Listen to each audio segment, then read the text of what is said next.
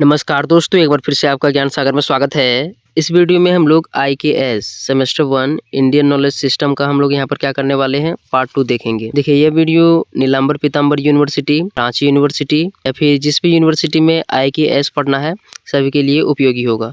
देखिए, फर्स्ट प्रश्न आपका यहाँ पर दिया गया है, शुल्ब सूत्र मुख्य रूप से किस विषय से संबंधित है? शुल्ब सूत्र मुख्य रूप से किस विषय से संबंधित है? इसका आंसर हो जाएगा ज्यामितीय, ज्योमेट्री से संबंधित है। ध्यान रखिएगा, यहाँ पर जितना भी मैं प्रश्न बताऊंगा ऑप्शन नंबर ए इसका ज़्यादातर आंसर होगा। ठीक है, तो शुल्ब सूत्र मुख्य रूप से किस विषय से संबंधित है? ज्यामिति से। आगे हम लोग देखते हैं। नेक्स्ट आपका यहाँ पर दिया गया है, शुल्ब सूत्र किस वेद से संबंधित है? तो इसका आंसर हो जाएगा अजुर्वेद।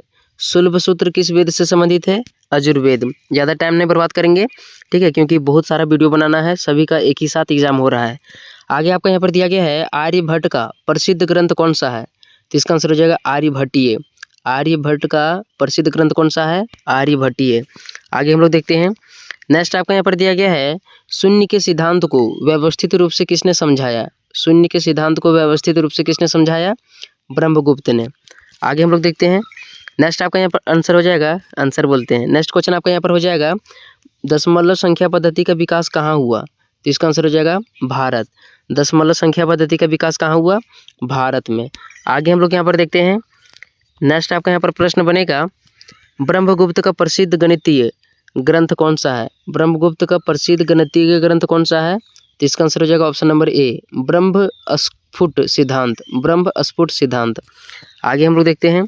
अगला क्वेश्चन आपका यहाँ पर दिया गया है, आर्यभट्ट का जन्म किस वर्ष हुआ था? आर्यभट्ट का जन्म किस वर्ष हुआ था? तो इसका आंसर हो जाएगा 476 AD में। ठीक है, 476 ईस्वी में हुआ था। आगे आपका यहाँ पर दिया गया है, शुल्ब सूत्रों में किस प्रमेय का उल्लेख मिलता है? शुल्ब सूत्रों में किस प्रमेय का उल्लेख मिलता है?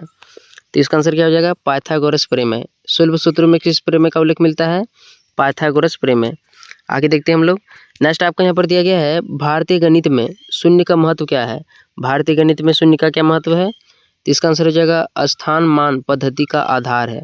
जो गणित में शून्य है इसका क्या महत्व है? तो स्थान मान पद्धति का आधार है यह।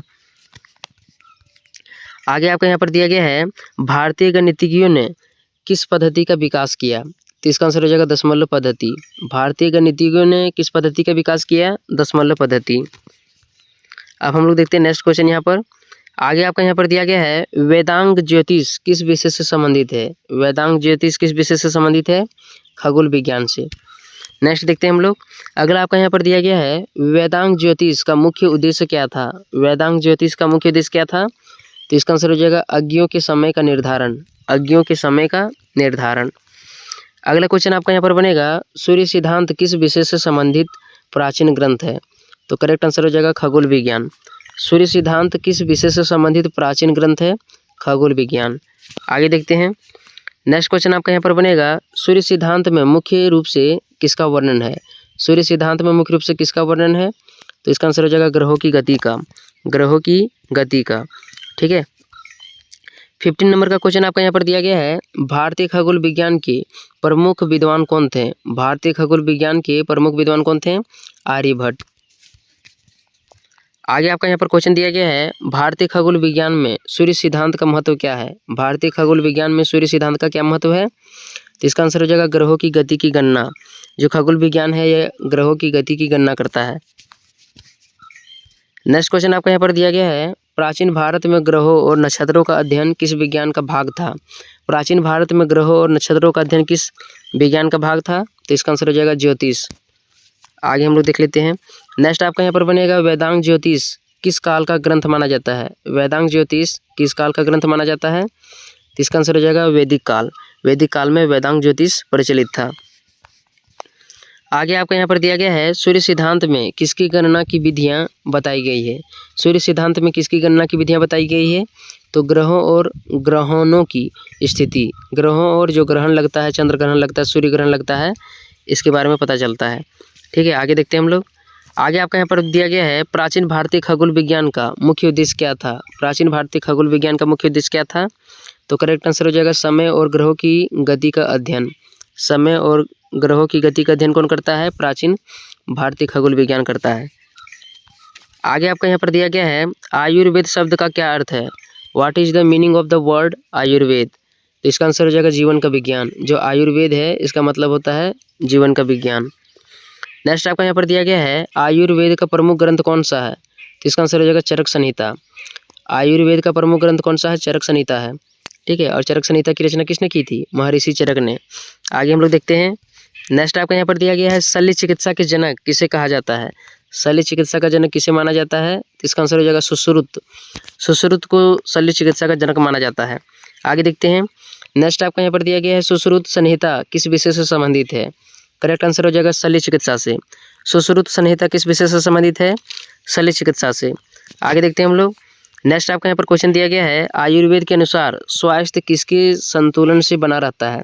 आयुर्वेद के अनुसार स्वास्थ्य किसके संतुलन से बना रहता है, तो त्रिदोष के अनुसार, मतलब त्रिदोष। फिर से देखिए, आयुर्वेद के अनुसार स्वास्थ्य किसके संतुलन से बना रहता है, तो त्रिदोष के संतुलन से। अगला दिया गया है त्रिदोष में कौन कौन शामिल है। तो इसका आंसर हो जाएगा वात, पित्त और कफ। त्रिदोष में कौन कौन शामिल होता है, वात, पित्त और कफ। आगे देखते हैं।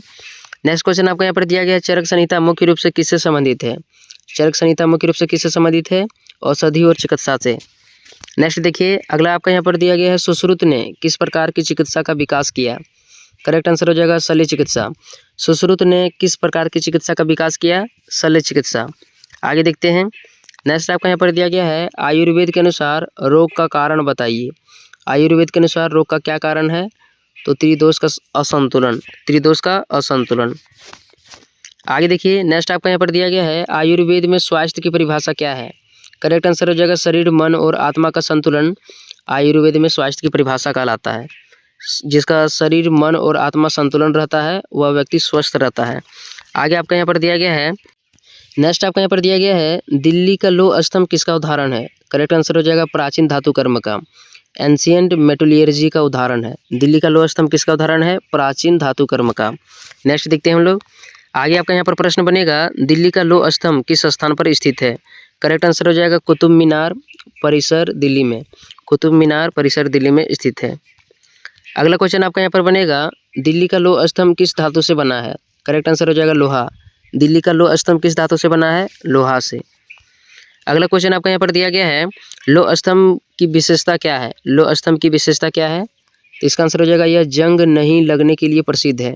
मतलब जो लौह स्तंभ है इसमें जंग नहीं लगा है, अभी तक जंग नहीं लगा है। आगे आपका यहाँ पर दिया गया है भारतीय मंदिर वास्तुकला की प्रमुख शैली कौन सी है। भारतीय मंदिर वास्तुकला की प्रमुख शैली कौन सी है, नागर शैली। आगे देखते हैं हम लोग। नेक्स्ट क्वेश्चन आपका यहाँ पर बनेगा दक्षिण भारत की मंदिर वास्तुकला को क्या कहा जाता है। दक्षिण भारत की मंदिर वास्तुकला को क्या कहा जाता है, द्रविड़ शैली। देखिएगा, आपको ध्यान में रखना है जो हमारा भारत है, ठीक है, उत्तर भारत में नागर शैली प्रचलित है और दक्षिण भारत में द्रविड़ शैली प्रचलित है। आगे देखते हैं। नेक्स्ट आपका यहाँ पर दिया गया है नागर शैली की मंदिर वास्तुकला मुख्य रूप से कहाँ पाई जाती है, उत्तर भारत में। आगे देखते हैं। नेक्स्ट क्वेश्चन आपका यहाँ पर दिया गया है मंदिर वास्तुकला की वेसर शैली किसका मिश्रण है। मंदिर वास्तुकला की वेसर शैली किसका मिश्रण है, तो करेक्ट आंसर हो जाएगा नागर और द्रविड़ शैली का। नेक्स्ट क्वेश्चन आपका यहाँ पर बनेगा प्राचीन भारत में धातु कर्म का उपयोग किसमें किया जाता था। प्राचीन भारत में धातु कर्म का उपयोग किसमें किया जाता था, औजार और हथियार बनाने में। प्राचीन भारत में धातु कर्म का उपयोग किसमें किया जाता था, औजार और हथियार बनाने में। अगला क्वेश्चन आपका यहाँ पर दिया गया है भारतीय वास्तुकला का मुख्य उद्देश्य क्या था। भारतीय वास्तुकला का मुख्य उद्देश्य क्या था, धार्मिक और सांस्कृतिक अभिव्यक्ति। धार्मिक और सांस्कृतिक अभिव्यक्त करना ही क्या कहलाता है, भारतीय वास्तुकला का मुख्य उद्देश्य है। आगे हम लोग देख लेते हैं। आगे आपका यहाँ पर दिया गया है प्राचीन भारत में जल संरक्षण की पारंपरिक पद्धति क्या थी। प्राचीन भारत में जल संरक्षण की पारंपरिक पद्धति क्या थी, करेक्ट आंसर हो जाएगा बावड़ी। करेक्ट आंसर बावड़ी। अगला आपका यहाँ पर दिया गया है राजस्थान में पारंपरिक जल संरक्षण प्रणाली को क्या कहा जाता है। राजस्थान में पारंपरिक जल संरक्षण प्रणाली को क्या कहा जाता है, करेक्ट आंसर हो जाएगा जोहड़। यहाँ देख लीजिएगा जोहड़, करेक्ट आंसर क्या होगा, जोहड़। नेक्स्ट आपका यहाँ पर दिया गया है स्टेप वेल का मुख्य उद्देश्य क्या था। स्टेप वेल का मुख्य उद्देश्य क्या था, जल संग्रहण और संरक्षण, जल संग्रह और संरक्षण।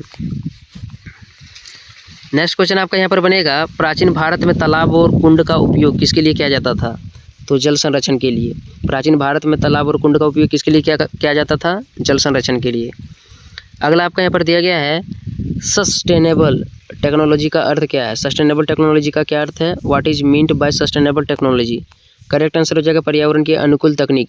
जो तकनीक पर्यावरण के अनुकूल होता है, पर्यावरण को नुकसान नहीं पहुंचाता है, सस्टेनेबल टेक्नोलॉजी कहलाता है। आगे देखते हैं। नेक्स्ट आपको यहाँ पर दिया गया पारंपरिक जल प्रबंधन का मुख्य उद्देश्य क्या था? पारंपरिक जल प्रबंधन का मुख्य उद्देश्य क्या था? करेक्ट आंसर हो जाएगा जल संरक्षण और संतुलित उपयोग। जल का संरक्षण करना है और इसका संतुलित उपयोग करना है। अगला आपका यहाँ पर दिया गया है प्राचीन भारतीय समाज में वर्षा जल संचयन किसके लिए किया जाता था? करेक्ट आंसर हो जाएगा भविष्य के उपयोग के लिए जल संग्रहण। मतलब भविष्य में जल मिल सके इसके लिए क्या किया जाता था? वर्षा जल का संग्रहण किया जाता था। आगे देखते हैं। अगला क्वेश्चन आपको यहाँ पर दिया गया है जल संरक्षण के पारंपरिक साधनों में क्या शामिल है? जल संरक्षण के पारंपरिक साधनों में क्या शामिल है? करेक्ट आंसर हो जाएगा कुएं और बावड़ियाँ। कुएं और बावड़ियाँ। बावड़ी एक तरह से क्या होता है? मतलब चारों तरफ से सीमेंट का बनना होता है, ठीक है, जिसमें महल भी होता है और वहाँ पर तालाब टाइप का रहता है, ठीक। अगला दिया गया आपका यहाँ पर प्राचीन भारत की जल प्रबंधन प्रणाली किस सिद्धांत पर आधारित थी? प्राचीन भारत की जल प्रबंधन प्रणाली किस सिद्धांत पर आधारित थी? तो इसका आंसर हो जाएगा प्रकृति के संतुलन के साथ। प्रकृति के संतुलन के साथ प्राचीन भारत की जल प्रबंधन प्रणाली आधारित थी। नेक्स्ट आपका यहाँ पर दिया गया है पारंपरिक जल प्रबंधन प्रणाली का आधुनिक महत्व क्या है? पारंपरिक जल प्रबंधन प्रणाली का आधुनिक महत्व क्या है? तो करेक्ट आंसर हो जाएगा जल संकट का समाधान। भविष्य में पानी की कमी ना हो, पानी की कमी की समस्या ना झेलना पड़े, इसके लिए क्या किया जाता था? जल प्रबंधन प्रणाली उपयोग किया जाता था या उपयोग किया जाता है। आगे हम लोग यहाँ पर देख लेते हैं ऑल टॉपिक से इम्पोर्टेंट क्वेश्चन। जैसे फर्स्ट क्वेश्चन आपका यहाँ पर बनेगा भारतीय गणित में स्थानमान पद्धति का विकास किसके साथ जुड़ा हुआ है? करेक्ट आंसर हो जाएगा शून्य की अवधारणा के साथ। फिर से देखिए, भारतीय गणित में स्थानमान पद्धति का विकास किसके साथ जुड़ा हुआ है? शून्य की अवधारणा के साथ। नेक्स्ट आपका यहाँ पर दिया गया है आर्यभट्ट ग्रंथ किस क्षेत्र से संबंधित है? करेक्ट आंसर हो जाएगा गणित और खगोल विज्ञान से, ठीक है। अगला क्वेश्चन दिया गया है वेदांग ज्योतिष का उपयोग मुख्य रूप से किसके लिए किया जाता था? वेदांग ज्योतिष का उपयोग मुख्य रूप से किसके लिए किया जाता था?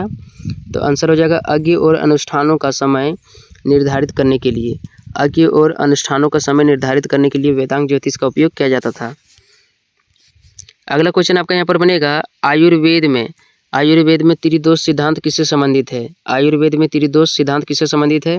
करेक्ट आंसर हो जाएगा स्वास्थ्य संतुलन से। नेक्स्ट क्वेश्चन आपका यहाँ पर दिया गया है सुश्रुत संहिता का उपयोग बोलते हैं। फिर से देखिए, सुश्रुत संहिता का मुख्य विषय क्या था? सुश्रुत संहिता का मुख्य विषय क्या था? तो शल्य चिकित्सा। आगे देखिए, नेक्स्ट आपका यहाँ पर दिया गया है दिल्ली का लौह स्तंभ किस काल की तकनीक उन्नति का उदाहरण है? दिल्ली का लौह स्तंभ किस काल की तकनीक का उदाहरण है? तो आंसर हो जाएगा इसका प्राचीन भारत में लौह स्तंभ का निर्माण हुआ था, ठीक है। दिल्ली का लौह स्तंभ कहाँ पर है? कुतुब मीनार के बगल में। आगे आपका यहाँ पर दिया गया है मंदिर वास्तुकला की नागर शैली मुख्य रूप से कहाँ पाई जाती है? तो नागर शैली उत्तर भारत में पाई जाएगी। कहाँ पाई जाएगी? उत्तर भारत में। और दक्षिण भारत में द्रविड़ शैली। कौन सा शैली? द्रविड़ शैली। तो ध्यान रखना है, मंदिर वास्तुकला की नागर शैली उत्तर भारत में पाई जाती है और मंदिर वास्तुकला की द्रविड़ शैली मुख्य रूप से कहाँ पाई जाती है? दक्षिण भारत में, ठीक है। इसका आंसर क्या हो जाएगा? नागर शैली कहाँ पाई जाती है? उत्तर भारत में।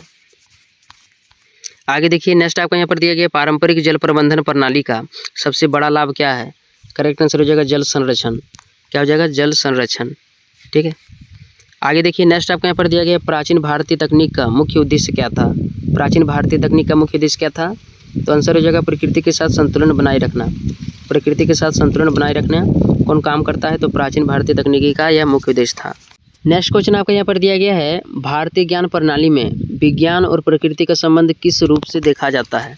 भारतीय ज्ञान प्रणाली में विज्ञान और प्रकृति का संबंध किस रूप से देखा जाता है? तो इसका आंसर क्या हो जाएगा? समन्वित और संतुलित रूप में देखा जाता है। समन्वित और संतुलित रूप में, ठीक है। तो ये हमारा पार्ट 2 था, जल्दी पार्ट 3 भी आएगा। मिलते हैं अगले वीडियो में। सेकंड चैनल नीड स्टडी है, इसको भी आप लोग सब्सक्राइब कर लीजिएगा, ठीक है। सब्सक्राइब करके रखिएगा, कभी भी वीडियो अपलोड हो सकता है, ठीक। मिलते हैं अगले वीडियो में, तब तक के लिए धन्यवाद।